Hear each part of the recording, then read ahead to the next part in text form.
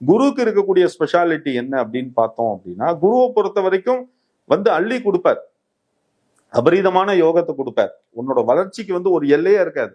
கண்ணை மூடி கண்ணை திறக்கிறதுக்குள்ள உன்னை தூக்கின்னு போய் மேல உட்காந்து வச்சுருவார். அது குருவால முடியும்.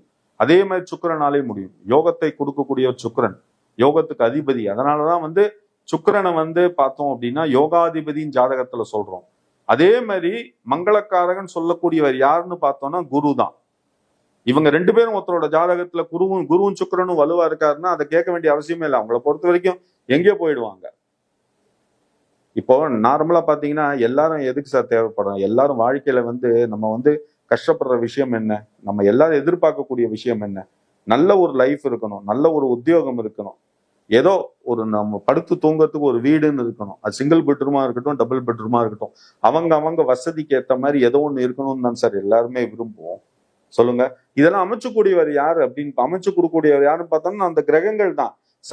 சாதகமான கிரகம் உன்னோட தசையா உள்ள வருது அப்படின்னா கேட்க வேண்டிய அவசியமே இல்லை. டெஃபினட்டா உனக்கு எல்லா பெனிஃபிட்ஸும் நல்லபடியா கிடைச்சிரும்.